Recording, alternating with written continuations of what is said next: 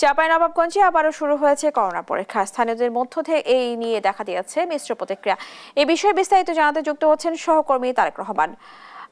তারেক, আপনি আমাদের জানাবেন স্থানীয়দের প্রতিক্রিয়া কি, এই পরীক্ষাকে কার্যকরভাবে পরিচালনার জন্য স্বাস্থ্য বিভাগ ঠিক কি কি পদক্ষেপ নিচ্ছে?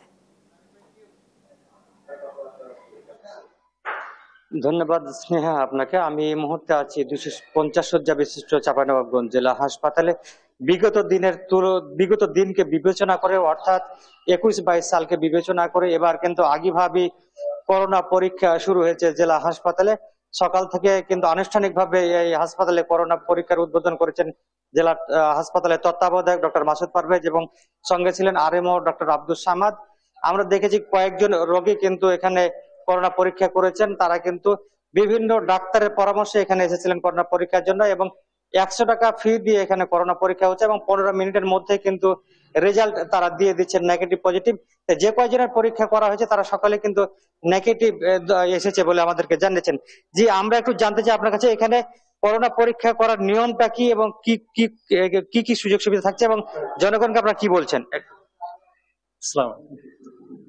করোনা পজিটিভ নিয়ম মানে আমরা তো আগে থেকে প্রচার মোটামুটি করছি, যাদের হাঁচি কাশি জ্বর ঠান্ডা আছে তারা জেনে এদিক আমাদের হসপিটাল আছে, ডাক্তারের স্বর্ণমোড়া হবে, ডাক্তার এখানে পাঠিয়ে দেবে, তখন আমরা তাদের এখানে দেখবো, পরীক্ষা নিরীক্ষা করবো। তার যদি আমরা এখানে পাই যে পজিটিভ, তখন আমরা তো ডাক্তার কাছে রেফার করবো, না হলেও ডাক্তার কাছে আবার রেফার করবো, উনি যে আবার ওনার কাছে চিকিৎসা গ্রহণ করবেন।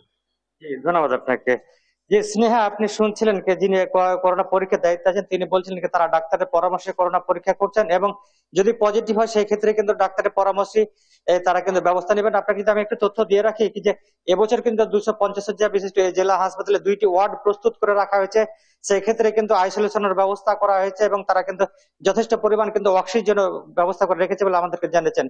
সকালে আমরা জেলা সিভিল সার্জন অফিস থেকে যে তথ্যটি পেয়েছি, 2021 এবং 22 সালে চাঁপাইনবাবগঞ্জ জেলাতে প্রায় 7,000 করোনা রোগী আক্রান্ত হয়েছিলেন এবং মারা গিয়েছিলেন 164 জন রোগী। ওই বছরে কিন্তু চাঁপাইনবাবগঞ্জ একেবারে করোনার হটস্পটে পরিণত হয়েছিল এবং কিন্তু হাহাকার তৈরি হয়েছিল, এবং কিন্তু পরবর্তীতে রাষ্ট্রের উচ্চ পর্যায় থেকে কিন্তু চাঁপাইনবাবগঞ্জ জেলা হাসপাতালে অক্সিজেন সরবরাহ করেছিল এবং ধীরে ধীরে ধীরে কিন্তু পরিস্থিতি নিয়ন্ত্রণে আনা হয়েছিল। তবে আজকে এখন পর্যন্ত কোনো করোনা রোগী পজিটিভ হয়নি, এটি হচ্ছে আশার বাণী। তো স্নেহা, এই ছিল আমার কাছে চাঁপাইনবাবগঞ্জ জেলা হাসপাতালের করোনা পরীক্ষা নিয়ে সর্বশেষ পরিস্থিতি। তারেক, আপনাকে ধন্যবাদ জানাচ্ছি। দর্শক, চাঁপাইনবাবগঞ্জ থেকে শুনছিলাম করোনার সর্বশেষ পরিস্থিতি।